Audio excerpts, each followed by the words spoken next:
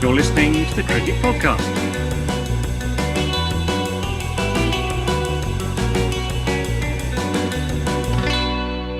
Hello, everyone, and welcome to the Cricket Podcast, where we have a special show. I've noticed, my name's Jack, I'm with Max. I've noticed, Max, that every show we do, I introduce as a special episode.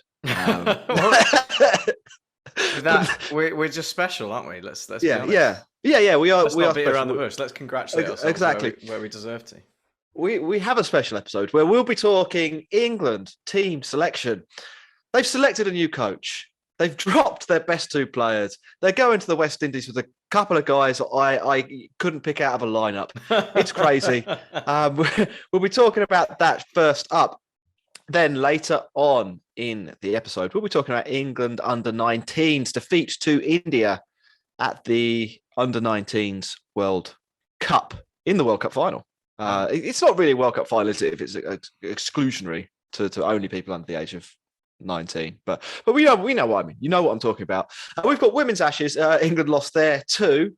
And we've got PSL Corner. So basically on this episode, we'll be talking about how England have lost their best bowlers of all time, lost the under-19s World Cup, lost the Women's Ashes, and how we lost our minds at Jason Roy.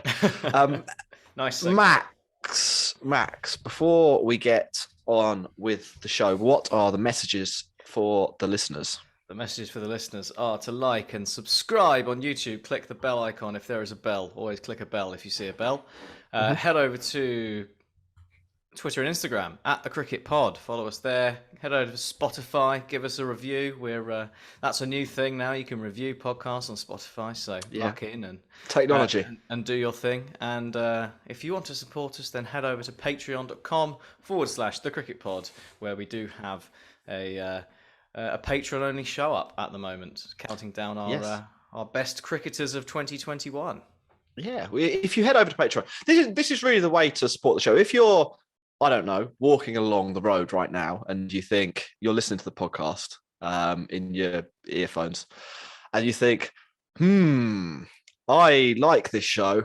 I'd like them to do more of it, and I'd like them to make more than 55p a day doing it, then the place you need to head is patreon.com/the cricket pod, just like Josh did this week. Our main man, Josh, our new main man, Josh, the 30th main man, Josh, who signed up from as little as £4 a month. Patreon.com/the cricket pod. We had, and one of the patrons I was chatting with them earlier on today, Mark. He listened to our IPL show, Max, where we did most expensive player, or who we thought would be the most expensive player, who we thought would be a bargain, and who we thought would be the biggest con. Yeah, he wants to know which member of the Cricket Podcast or extended family would be the biggest con in real life cricket. He thinks you may have been unfairly fingered for your bad bowling when in actual fact you're a wicketkeeper. I am a wicketkeeper, so yeah, I do have an excuse for my bad bowling. And when it comes to the nets, which we're heading down to tomorrow, I may suggest, because we've got a bowling machine apparently, I might just go and keep wicket so I don't have to bowl and embarrass myself, keep myself out of the limelight. Who's the biggest con? Well, it's got to be Ross, isn't it? It's always Ross.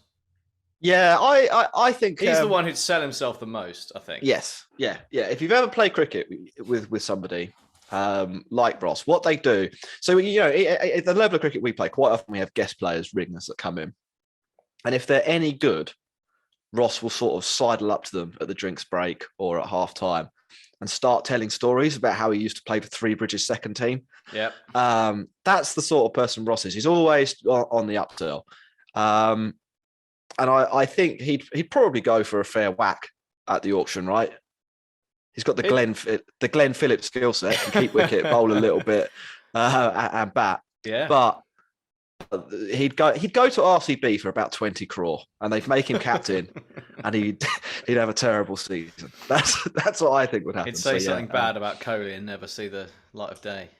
Max, let's talk about big boy cricket. Let's talk specifically about the man with his arse in the air chair. The hottest of seats. Yeah, the hot seat. Yeah, Paul Collingwood has been appointed interim head coach of the England men's cricket team for their tour of the West Indies. We'll talk about the selection, or the big news in a moment. But Paul Collingwood interim, we floated his name as somebody that might get the job. Alex Stewart was tipped. Are you at all surprised? Do you have any hot takes? I'm not at all surprised that they've gone for Collingwood for the interim. It's the continuity candidate, isn't it? That's a very ECB move. But I guess it makes sense, right? You know, if you are planning to overhaul things and make some changes and split the red ball and the white ball, or go for a proper interview process and really look at restructuring things, then you might as well promote from within for now until you go and sort stuff out. And the West Indies tour is approaching pretty quickly, so I had to name a squad pretty quickly. So there's no use sort of going mental and trying to get someone really elaborate in for a potential interim period if you don't know what the setup's going to look like in 3 months. So I think it's okay. I'll reserve judgment until Strauss has done some more stuff. Do you think he has any prospect of getting the job full time? I think he may well end up as the one-day coach. Oh, right. So I thought this was sort of a signal that they probably wouldn't look at Collingwood long term. I don't think Strauss will fall into what I would call the Solskjaer trap, where you give the job to somebody who's safe for a limited period of time. They do okay, and then 3 years later, you're fifth in the Premier League and you're out of Europe. Like it's, I mean, if the England cricket team did make it into the Premier League, that would be really impressive, right? But I thought this was Strauss sort of looking around, being like, look, we can give it to a safe pair of hands for a short period of time, but somebody that we can easily dispense with. Yeah. Somebody who, even if they win 3-0 in the West Indies, we can just say, well done for turning the ship around, Paul. Now go back to the dog wanger. That's interesting. That's what I think is happening here. That's a fair assessment. But my question would be whether Andrew Strauss remains the director of cricket for the foreseeable, or whether he puts in place whatever he thinks it should look like, hands it over to someone else, and they go, Paul, you've done a decent job. Why don't you carry on while I look for something else? I think there's more chance of Andrew Strauss staying in position than there is of Paul Collingwood staying in position. I would be fine with that. Yeah. Anyway, the other news. So we've done Collingwood. He's out of the way. He's off the docket, the cricket podcast docket. Max didn't know what a docket was until I explained it to him earlier on. I'm not a man of the people. Believe it or not. Let's move on to the squad selection. Now we have two options here, Max. We can start with the guy. No, the guy named Fisher. Okay. Or we could start with the guy named Lease. Okay, right. Let's not fuck around here, because time is money, especially on YouTube, where it's just like it's fucking cliff. It's like something from the Winter Olympics. Sheer. As soon as you go off topic, the freestyle ski slope in the middle of a nuclear reactor, or what the hell that is. Yeah. England have made the interesting decision to drop Stuart Broad and James Anderson from their tour of the West Indies. Now, this is interesting for a few reasons. One of the reasons is that they're dropping probably their first and second best bowler. Another reason, the series will be played with a Duke's ball. I don't know if you know much about Anderson and Broad, Max, but they're quite good with a Duke's ball. I've heard rumours. Third, seam bowling in the West Indies is, it's quite useful, an all-time high. It's the best it's ever been. You could romp through teams. Surprising that you drop your two best seamers for that, and surprising they'd sort of allow themselves to be dropped. And fourth, it's a time of turmoil and change for the England cricket team. You would think that having somebody like Anderson or somebody like Broad in the 11, providing, an echo, a faint echo of experience from the time when England used to be good at cricket, to rub the echo off on the other players in the dressing room, so that they may somehow amplify the echo and make England good again. So bearing all of that echo shit in mind, Max, is this an idiot thing to do? I have been trying to rationalize it in my mind. I've been sort of thinking about, the plausible reasons you might have for dropping Broad and Anderson. The only one argument you can possibly make is having a look at, new people, because they are 35 and 39. So we will have to find some new people to bowl in the next few years. That's unavoidable. So absolutely, we should look at some new people. But that doesn't fit with A, dropping both of them. That's insane. That's absolutely mad. And B, picking Craig Overton. If you're going to look at new people, why are you picking Craig Overton? What's the fucking point of that? Come on. Just have one of Broad or Anderson instead of Craig Overton. I mean, great. We get, Matthew Fisher had a really good year in the county championship, averaged about 19 and a half with the ball, I think. Saqib Mahmood was mentioned when England were down under and struggling. And, Ollie Robinson and Mark Wood are going to be the future mainstays of the England attack. Chris Wokes, obviously, we know all about. We got a couple of new guys in there, but I mean, are we really going to have a look at Craig Overton? Is he what? Why? He's the man who comes in when you've got 7 people injured. That's what he does. Yeah. So we did get some insight into this decision-making process. They wheeled out Andrew Strauss, or maybe Andrew Strauss wheeled himself out. I'm not sure who wheels him around. Maybe he has some kind of motor device that means he's you know what I mean. Self-propelled. There's too many awkward metaphors in this podcast so far. I'm going to try and rein it in, wind my neck in. Otherwise, we'll never get to the point. Fine, we're all very excited. He said some stuff, and I've got some choice quotes here that I think we can dive into a little bit. He said, one of the things he said was, "The truth is, our test team haven't performed well for a while now." That's an understatement. Yeah. And our batting in particular hasn't been up to the level it needs to be. Anderson Secondly, does average about 6.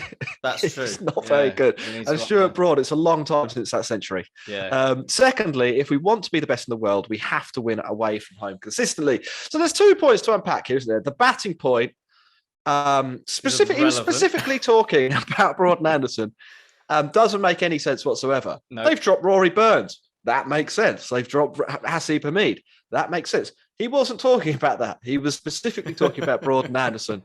So I didn't really get that. Second is this point about winning away from home. Now, I don't know if you remember the Ashes or whether you've deleted that from your memory. I've compartmentalised and suppressed. But right back at the beginning of that, we tried this thing without Broad or Anderson. Do you remember this? Broad and Anderson.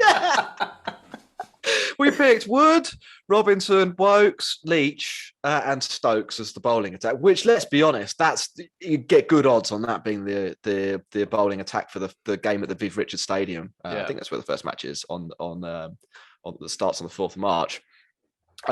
You get pretty good odds on that being the bowling attack there. It wasn't very good. And when you brought Anderson and Broad back into the team, England's away from home bowling unit looked a lot better. Now, I know you've got to think about what might happen down the road and so on. But Broad himself made a really good point in this area, and I'll be interested to hear your thoughts on it. Sometimes you just have to look at the test match in front of you, the series in front of you, and think, how can we win that? And I think, I've read out that quote from Strauss there. I've got 3 more of these quotes, so we can go into this as much as you want. I read out that quote from Strauss, and I just don't think he's right, Max. No, I don't think he's right either. I mean, why is he talking about the batting when we're talking about Broad and Anderson? It's mad. It's just, I mean, never. Also, when is it ever more important to actually focus on the test in front of you and try and get some confidence into a team than when you've just been absolutely battered? Yeah, that is true. They're at their lowest ebb at the moment, right? They've just had pelters from left, right, and centre.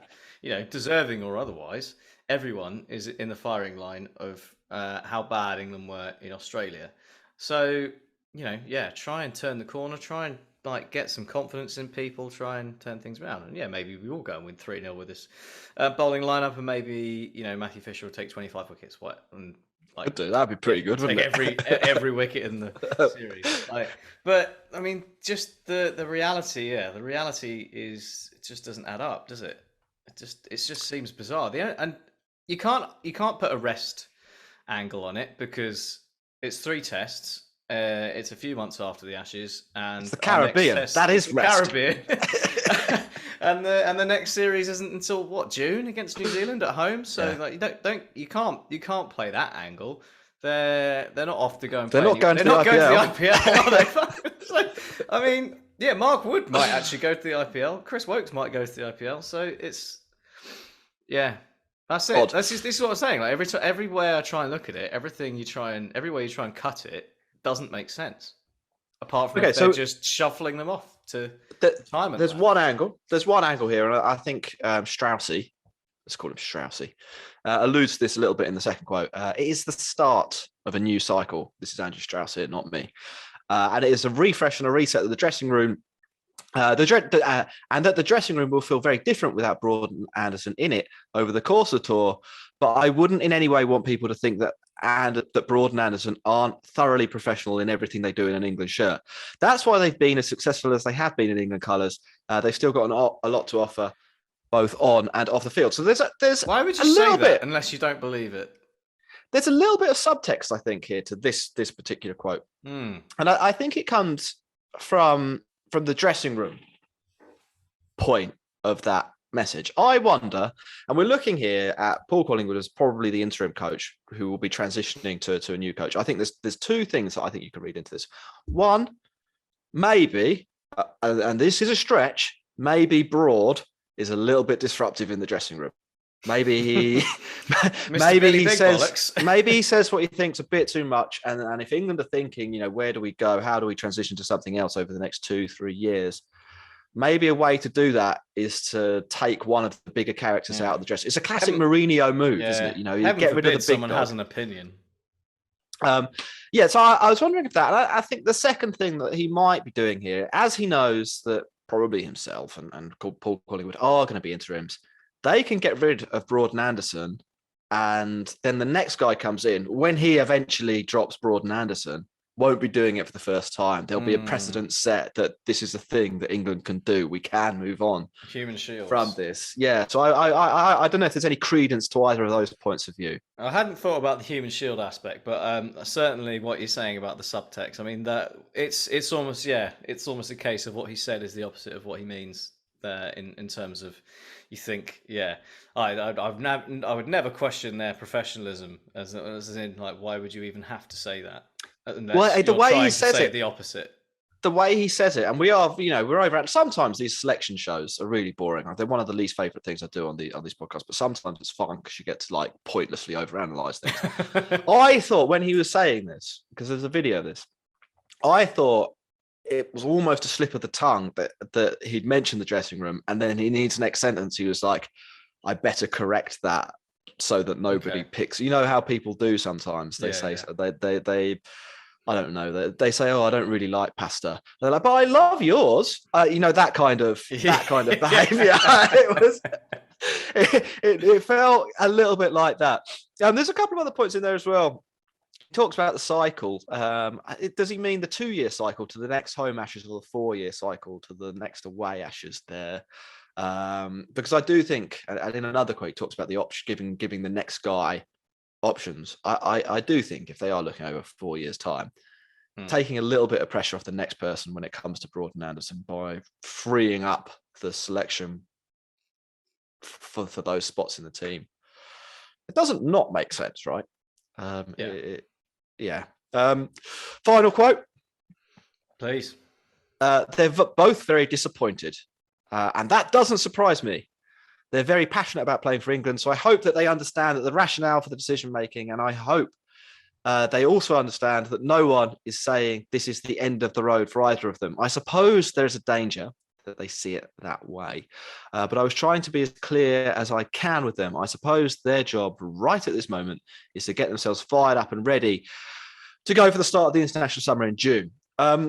It sounds there like they will be back in the team. it doesn't sound like the conversation that Andrew Strauss has had with Broad and Anderson is that you are gone forever. It's maybe You're playing at home and only at home. Could be at home, maybe only at home. That he could be saying we don't think the West Indies are very good, and we think we can send some of our reserve bowling options there. Yeah, worked in the T20 games, hasn't it? Well, yeah, and if it works out, then we have a bit more depth beyond Ollie Robinson and Chris Wokes. And Wood. We have some other options, but you'll probably be back for the games against South Africa and New Zealand in the summer when the going probably be a bit tougher. What's your take on this? Do you think that Mark Ramprakash was saying this is the end for Broad and Anderson? Do you agree? I don't think so. They can't be the end because they're too good. It certainly can't be the end for Broad. He's only 35. It's not like he's and in England bowling years that's about 20. Yeah, exactly. Yeah, he's only just hit his stride. He's at the peak of his powers. It's not. It couldn't possibly be the end. Imagine the furore. No chance. I think it'd be a really odd way.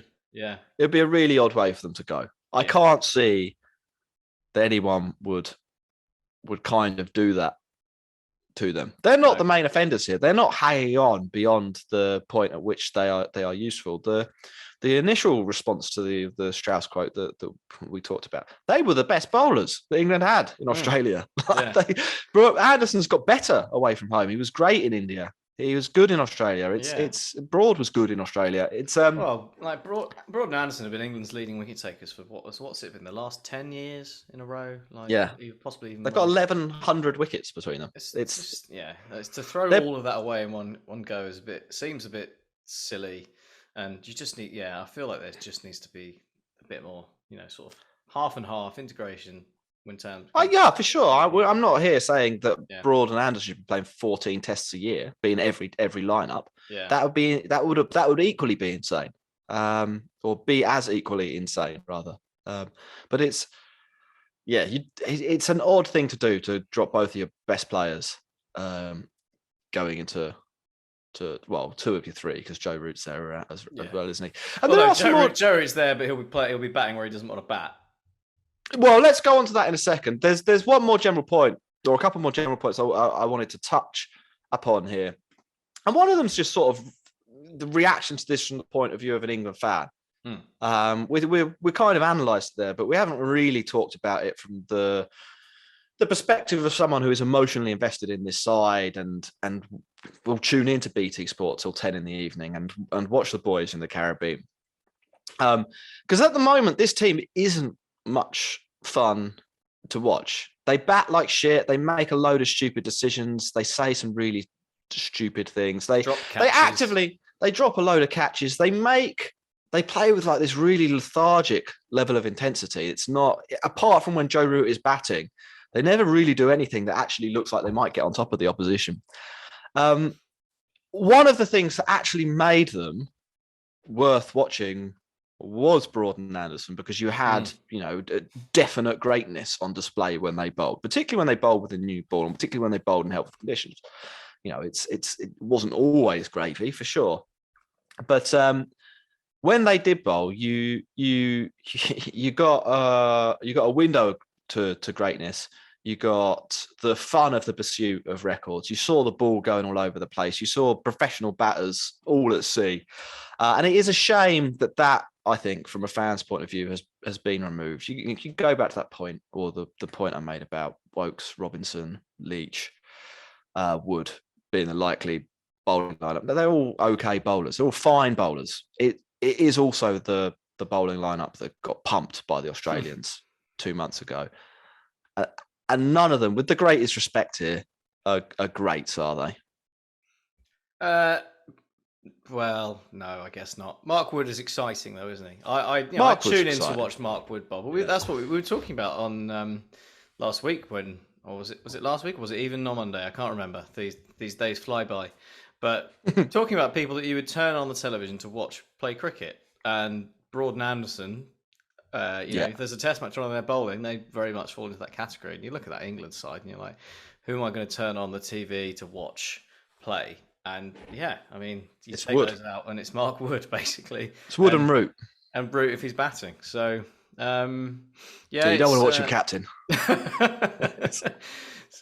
So yeah, it takes a bit of the dynamism out of it, but there is obviously, for that there's the chance for someone else to step up and put in a performance that makes you go have a look and go, I really want to see them play. I really want to see Matt Parkinson play. I want to see Matt Parkinson. This is we're transitioning on really nicely to the next bit, which we can do a little bit quicker. I don't think we need to go into it in as much detail. The new guys in the squad. I'm not going to read it out. I think you can find that on the internet by looking up England squad. If you are listening at home, if you're walking along and you'd like me to do the list, tough. Who are you looking forward to seeing in this side? We know we're going to see Alex Lees, the tall guy, averages 35, plays for Durham. Been pretty good in the last couple of years. He's going to be opening the batting. There's no reserve openers, so he's going to get 3 tests, I think, here. Yeah. I don't know if I'd have picked him. I'm interested to see what he does. He probably wouldn't have been the next cab off my particular rank. But I'm interested in that. I really want to see Parkinson play because I think leg spinners are just fun as shit, aren't they? Yeah, absolutely. Anyone else here that we should be thinking about? Well, I'd be interested to see Matthew Fisher because I haven't seen much of him in any form of cricket. In all honesty, I don't, I haven't watched him much. Whether he'll actually get a chance, we'll see. Maybe he'll get a game in the second or third test. But Matt Parkinson is top of the list of people I want to see actually get a chance. Alex Lees, as you say, he averages 34, but again, you'll have. If there's, if the averages are trending in the right direction, then that's not so much of a problem. And also, maybe averaging 34 when you play at Chester Street is more like averaging 44. Who knows? That's what they're thinking, isn't it? Yeah. Yeah. Always interested to see how a new opener gets on as a batter myself. Always want to see who the next man is, and also with the interest of the kind of morbid curiosity that comes with being an England fan to see who's the next poor puppy to get. It'd be good if they were good, wouldn't it? Yeah. Like Alex Lees scored 300 runs across the series. Maybe got a ton. He does only have 2 tons in the last 2.5 years, I think, in first class cricket. Yeah, right. Maintained a healthy average. Maintained a healthy average, but he's not a daddy 100 guy as far as I can tell. Well, his top score is 275 not out. So okay, so he's a daddy 100 guy, but he doesn't score many hundreds. There you go. 17 first class. Which way do you want it? Matthew Fisher. If you Google Matthew Fisher, I bet you get something else, don't you? Like you get a musician or something. You get Professor Matthew Fisher, Imperial College, expert in emerging pathogenic fungi. Oh. He researches evolution, an evolutionary framework to investigate the biological and environmental factors that blah blah blah blah blah blah. Not the same guy. Yeah. If we get a fungus-based pandemic next, he'll be a really useful man to get in touch with. The musician seems legit. He's got a Wikipedia that ranks far above the cricketer. Matthew Fisher, the cricketer. Born 7th of March 1946, one day before my birthday. The 8th of March bit, not the 1946 part. Yeah. Is that the musician? That's the musician, yeah. Not the cricketer. That would be a late call. No. He's 27. He's younger than me, like all England players, really. Or nearly all England players. Max. My likely 11, I want you to rate this. Zach Crawley, Lees. It's Alex Lees, isn't it? I've had a brain fade there. Yeah. I haven't. I've had a glass of fine Sauvignon Blanc, and lost my mind. Lees. Joe Root will be batting at 3. Do you want to talk about that? He said he's happy to do it. It's the classic. Do you come in mid-crisis, or do you come in and try and stop the crisis decision? Do you bat 3 or 4? Well, might as well try it again. Yeah, I know, right? Batting 4, batting 3 for England. Has it been any different this year? It hasn't, has it? And he's been absolutely fine. He's been de facto batting at 3. So yeah. It'll be a combo. It'll be one of these 3 players at 4: Pope, Lawrence, or Bairstow. Stokes will be at 5, and then Bairstow or whichever of Pope and Lawrence doesn't play will be at 6. There's like a little triangle. I'm obviously Bairstow's definitely going to be 4 or 6. It's just a question of whether he is 4 or 6, and which one of Pope or Lawrence is 4 or 6. Ben Folkes, I think they'll make him the wicketkeeper. I'd be surprised if they gave the gloves to Bairstow, although they could do it. It is England. Yeah. Wokes, Robinson, Wood, and then I have Parkinson / Leach, but I just can't see why they. Well, I think they're going to pick Leach. Yeah. Thoughts? Are you inspired? I largely agree with you. I think it might be Dan Lawrence over Ollie Pope. I think agree. Johnny Bairstow will be 6. And yeah, I really want Matt Parkinson to play, but I think they'll play Jack Leach because they probably feel really bad about how he's been treated and how how. So that's good though, isn't it? They feel really bad about how he's been treated. They've used him terribly, so they're going to take him to the least spin-friendly place in the world and make him bat 11, not bowl. England have dropped from the squad Dom Best, Sam Billings, Rory Burns, Josh Buttler, Hasib Hamid, and Dawid Malan. You sad to see any of them go? I'd no is the short answer. I think perhaps Dawid Malan might feel a little sad because he didn't have a bad Ashes, but I think we all know that it was a temporary fix in crisis as the 2-year plan failed. So and he's not going to be a future England number 3. I think that's fairly clear. So I have no issues with any of those. Yeah, I can see Malan, Billings, Burns, Buttler, and Hamid all never playing Test cricket for England again. Butler, best I think just will looked like he didn't want to be there anymore. When he was keeping wicket, he just looked sad the whole time. So yeah, I think that might lift England in the field as well. Make Josh Buttler like when Sam Billings came in. When Sam Billings came in and kept wicket in the Ashes, he was like different. It was mad. Yeah. We were just saying, oh, there's someone behind the stumps who's like chipper and chirpy and trying to G things up and enjoying his time. And obviously, it didn't go very well in the end because we completely imploded. But it was still nice to see a little bit more of viv and energy in the field. So maybe we'll see a bit of that now. Right, Max, we're going to bring part 1 of this to a close, or this video to a close if you're watching on YouTube. A reminder, patreon.com/thecricketpod. The ultimate objective is for us to have enough money that we buy an IPL franchise and we'll live podcast everything we do. That's the stretch goal. Yeah, that will live podcast everything we do. To do that, we will need, roughly speaking, 100 million people, I think, to sign up. Yeah. Or a few people paying a bit more. 10 million people paying the top. So more attainable. Yeah. Anyway, that's part 1.